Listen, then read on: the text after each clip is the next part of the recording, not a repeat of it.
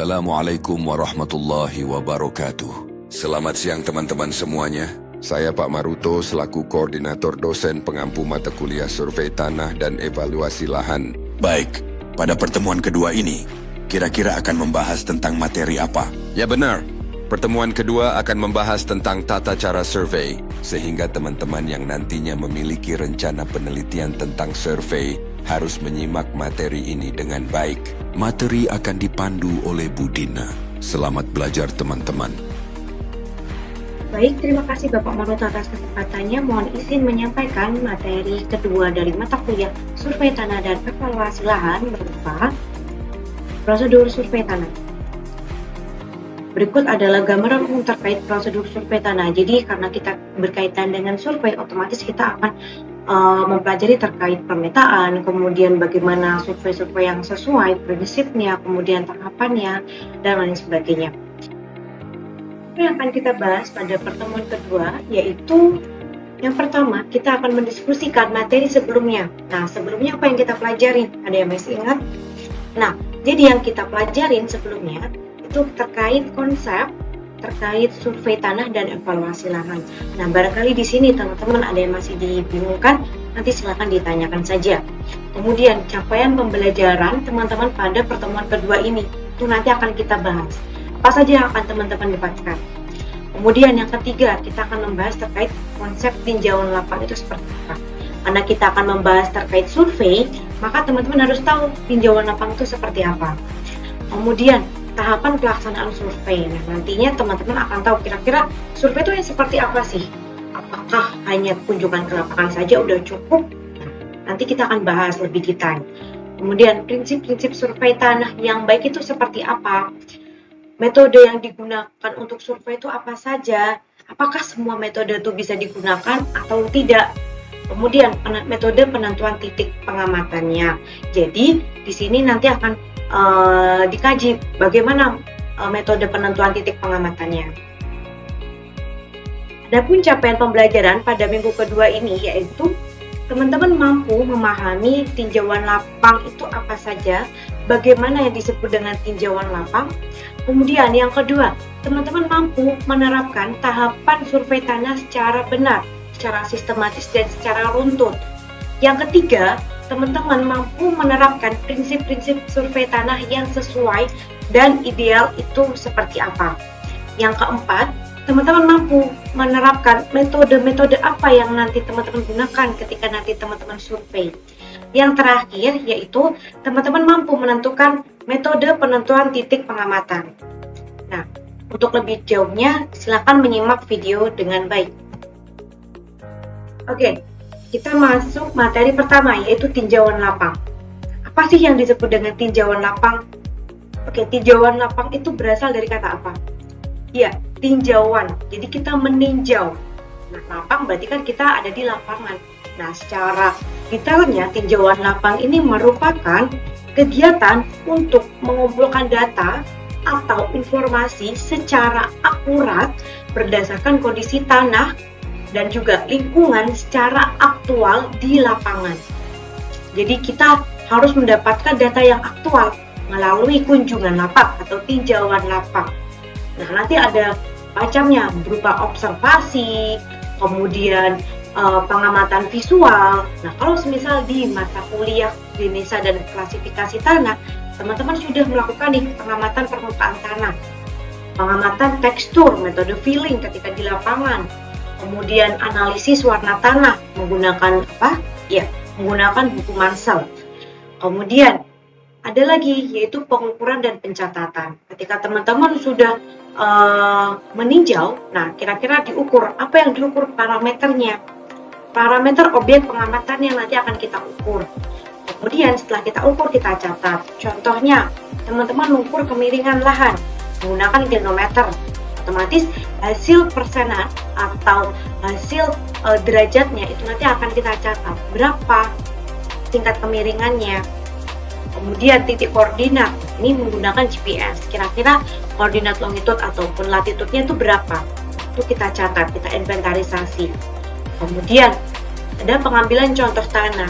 Pengambilan contoh tanah ini bisa berupa contoh tanah utuh, bisa berupa contoh tanah komposit. Ini metodenya disesuaikan dengan kebutuhan apa yang teman-teman gunakan. Kemudian ada observasi vegetasi. Observasi vegetasi itu biasanya berkaitan dengan analisis fisiografi. Nah, jumlah tanamannya ada berapa, jenis tanamannya itu apa saja. Nah, itu harus kita inventarisasi. Nah, nantinya akan menjadi base data kita. Kemudian yang terakhir adalah identifikasi fisiografi lahan. Jadi secara landscape kita harus melihat kondisi fisiografinya itu seperti apa.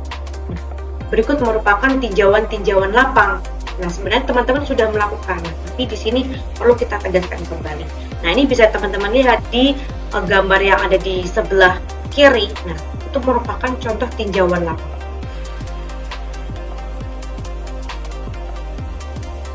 Materi yang kedua, kita akan membahas bagaimana sih orang melakukan survei. Nah, silakan diamati dengan baik-baik gambar yang saya sampaikan. Oke, tahapan survei. Nah, tahapan survei ini kita dimulai dari pra-survei terlebih dahulu. Tentunya kita harus mengetahui yang pertama adalah lokasi kita survei ada di mana. Kondisinya itu nanti akan seperti apa sih? Oh, kita belum bisa nih mengetahui kondisinya. Nah, pendekatan yang pertama adalah pembuatan peta.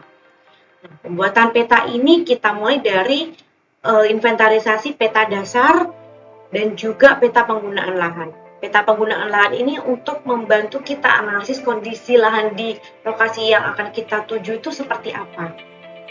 Kita dapat peta penggunaan lahan itu berdasarkan interpretasi dari citra, satelit, atau foto udara. Contohnya adalah Google Earth, nah yang sangat familiar kita gunakan.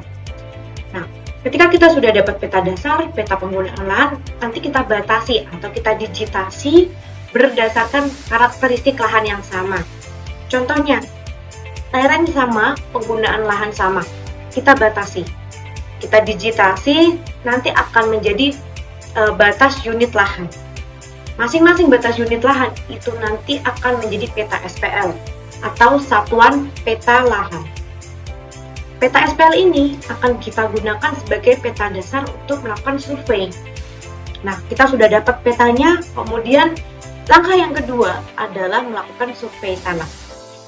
Untuk survei lapang ini, kita akan memperoleh atau inventarisasi data berupa morfologi tanah, fisiografi lahan, pengambilan contoh tanah, kemudian hasil wawancara, ini kita dapat data sosial ekonomi, dan data iklim. Contoh tanah ini bisa kita dapatkan secara langsung dan juga kita bisa analisis lebih lanjut, yaitu di analisis laboratorium. Sehingga masing-masing data yang sudah kita inventarisasi ini nantinya akan menjadi base data. Nah, base data yang kita peroleh itu kemudian kita lanjut ke tahap yang ketiga, yaitu pasca survei atau pengolahan data. Nah, pengolahan data ini yaitu berupa data karakteristik lahan dan juga sosial ekonomi. Nah, dari hasil yang kita peroleh itu nanti kita akan mendapatkan karakteristik lahannya itu seperti apa, kualitas lahannya itu seperti apa. Nah, kemudian setelah kita melakukan pengolahan data, baru masuk ke tahap keempat, yaitu evaluasi lahan. Tentunya, kalau berkaitan dengan evaluasi, kita akan menilai suatu lahan. Nah, penilaian ini sangat beragam. Contohnya, kalau misal kita nilai dari persyaratan tumbuh tanaman, nanti kita akan mendapatkan kesesuaian tanaman itu untuk apa saja. Nah, kemudian kalau misal kita melihatnya berdasarkan kondisi tata guna lahan, nanti kita akan melihat bagaimana kelas kemampuan lahannya. Nah, kita sudah punya evaluasi lahannya, kemudian tahap terakhir yaitu adalah menentukan rekomendasi. Kalau misal berkaitan dengan kesesuaian lahan, otomatis langkah selanjutnya apa? Rekomendasinya, pengembangan pertanian. Zonasi tanaman yang sesuai di lokasi ini tuh di mana saja, untuk tanaman apa saja, produksinya nanti akan sebagaimana. Nah, kalau semisal kita melihat dari kemampuan lahan, rekomendasi yang ditawarkan apa, tata guna lahan yang direncanakan bagaimana, kemudian kita bisa melakukan mitigasi kebencanaan. Nah, ternyata untuk tahapan survei itu tidak semudah yang kita bayangkan, jadi harus runtut dan sistematis. Selanjutnya kita akan mempelajari prinsip survei. Pada prinsipnya kita harus mengetahui metodenya itu apa yang kita gunakan. Pemetaannya seperti apa, integrasi dengan GIS dan juga remote sensing itu harus kita lakukan. Nah, prinsipnya yaitu teman-teman ketika mengumpulkan atau inventarisasi data itu harus secara akurat, sehingga nanti penentuan rekomendasi itu nanti bisa berkelanjutan. Kemudian pengambilan contoh tanah ini harus bisa mewakili seluruh area. Kemudian pengukuran ini harus secara teratur dan berkelanjutan pada masing-masing titik pengamatan. Jangan sampai titik pengamatan ini terlewatkan. Kemudian metode yang kita gunakan ini harus konsisten dan juga sesuai dengan kebutuhan. Dan yang terakhir adalah, yang paling penting adalah kompilasi data. Jadi setelah teman-teman survei itu harus dikompilasi atau dikumpulkan dan diinventarisasi data-data tersebut. Berikut merupakan beberapa macam metode survei. Jadi ada grid kaku, visiografi, grid bebas, dan active field survey. Metode yang pertama yang kita bahas yaitu metode survei grid kaku. Nah, skema metode ini yaitu secara sistematik berdasarkan kisaran spasial. Maksudnya adalah berdasarkan jarak yang sama. Jadi kalau semisal teman-teman melihat dari gambar, nah ini jarak antar titik satu dengan titik yang lainnya itu seragam. Nah, itu yang disebut dengan grid kaku. Karena kaku, dia sistematis. Nanti sistematis ini akan membentuk suatu jalur segi empat. Kriteria kita bisa menggunakan grid kaku yaitu ketika survei intensif pada skala besar, yaitu skala detail dan juga skala detail. Berkait sekitar 1:10.000 sampai 1:25.000. Nah, namun di sini pemanfaatan foto udara ini sangat terbatas. Kemudian pola sebarannya ini sangatlah kompleks. Kalau misal kita lihat dari gambar, nah di sini kita bisa melihat bahwa kalau misal kita survei di hutan lebat, nah yang kawasannya itu tertutup vegetasi, kita bisa menggunakan grid kaku. Atau kondisi lahannya itu relatif homogen, atau kondisi lahan tersebut tertutup oleh awan. Jadi kita tidak bisa menganalisis berdasarkan foto udara atau citra karena lahan itu tertutup awan atau merupakan lahan rawa, dan juga lahan itu homogenitasnya tinggi atau lahan relatif seragam. Kemudian kerapatan intensitas pengamatannya itu semakin rapat akan semakin akurat. Berikut merupakan keuntungan dan kerugian kita memanfaatkan grid kaku, yaitu yang pertama adalah kita tidak membutuhkan surveyor yang berpengalaman, cocok untuk kawasan yang sangat luas dan cukup teliti untuk menentukan batas satuan petanya. Namun di sini memiliki kerugian, yaitu yang pertama membutuhkan waktu yang lama karena kita harus mengambil contoh tanah titik per titiknya. Kemudian survei tidak efektif. Kemudian sebagian lokasi tidak bisa mewakili variabilitas lahan. Contohnya, kita menentukan titiknya di kawasan pemukiman.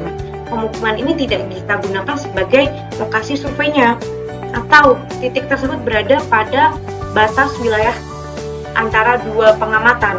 Nah, ini akan bias datanya atau tidak valid. Nah, namun di sini karena lokasinya sudah terukur, nah ini kita tidak bisa, kita harus mengambil lokasi di daerah tersebut seperti itu. Sehingga itu adalah kerugiannya. Yang kedua adalah metode survei visiografi. Kalau misal survei visiografi ini berkaitan dengan hasil interpretasi foto udara atau citra satelit.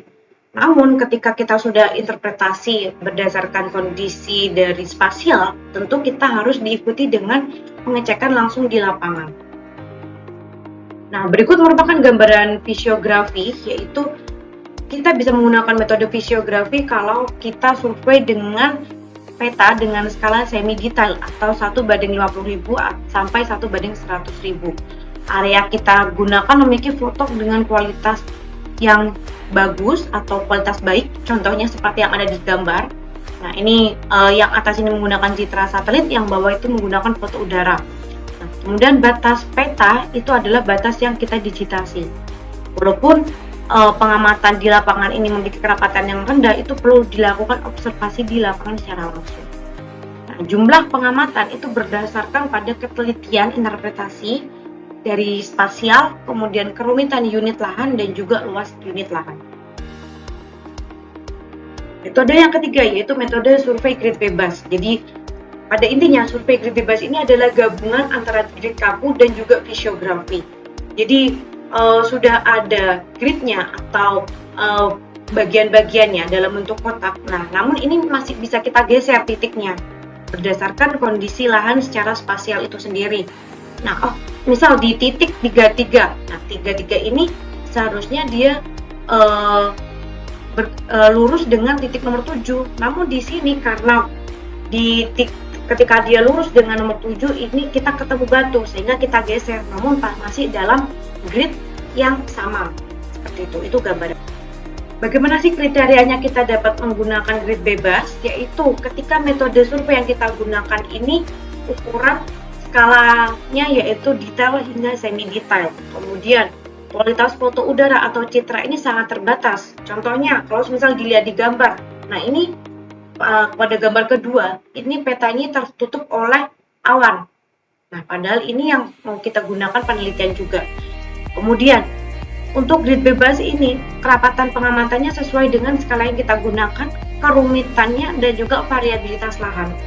Kemudian, kita bisa menggunakan ketika surveyor ini masih belum berpengalaman dengan interpretasi foto udara. Hasil dari digitasi ini nanti akan memperoleh hasil pengamatan yang teliti. Nah, kata kunci survei grid bebas ini perlu mempertimbangkan pengalaman dari surveyor.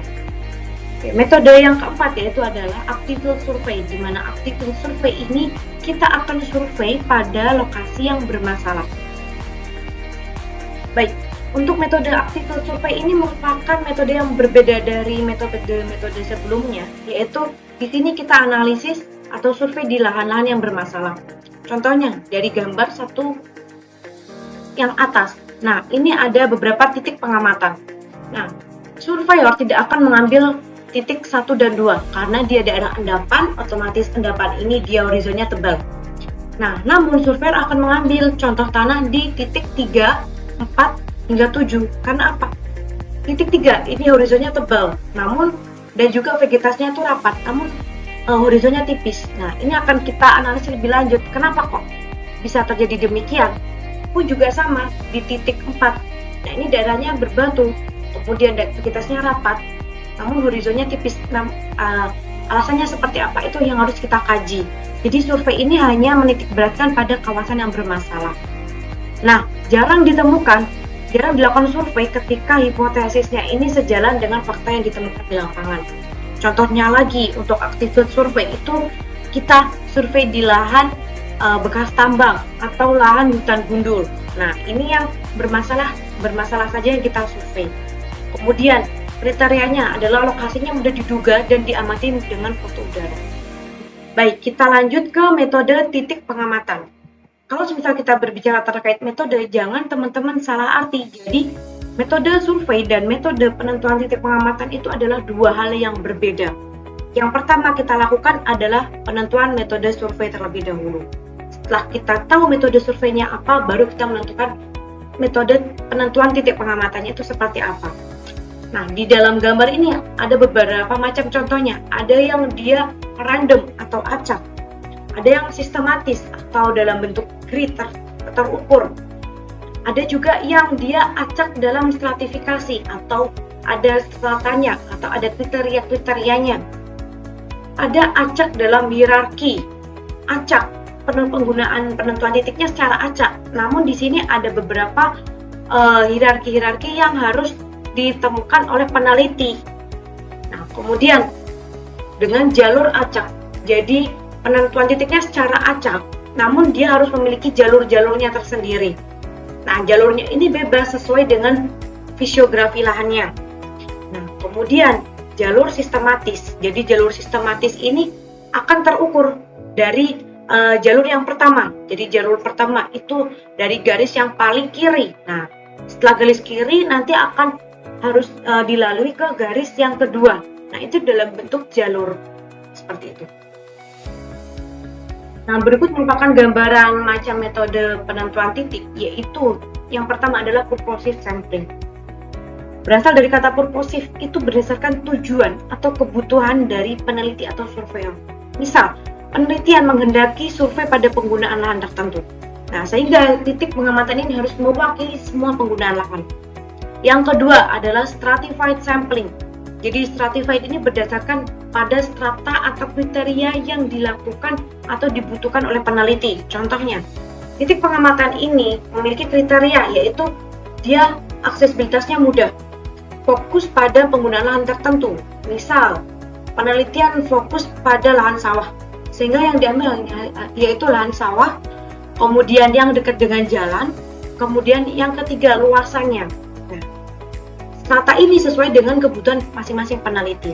Yang ketiga adalah sistematik. Jadi sistematik ini titik pengamatannya sudah teratur atau terukur berdasarkan karakteristik jarak yang sama atau interval yang sama.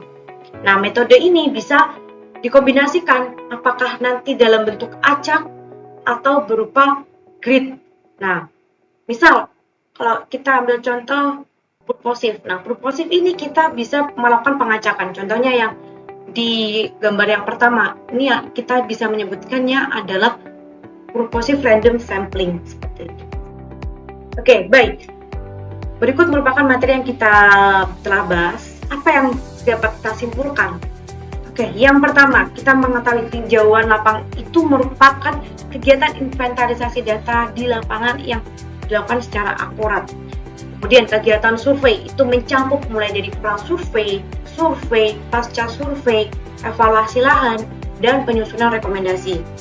Prinsip-prinsip survei yaitu pengumpulan data dan interpretasi harus akurat. Pengambilan contoh harus mewakili seluruh area. Metode yang kita gunakan harus akurat dan juga konsisten. Kompilasi data harus dilakukan secara rapi dan juga sistematis. Metode survei dan penentuan titik pengamatan itu adalah dua hal yang berbeda. Yang pertama kali kita lakukan adalah menentukan metodenya survei terlebih dahulu, baru nanti menentukan metode penentuan titiknya nanti akan seperti apa. Sekian, terima kasih.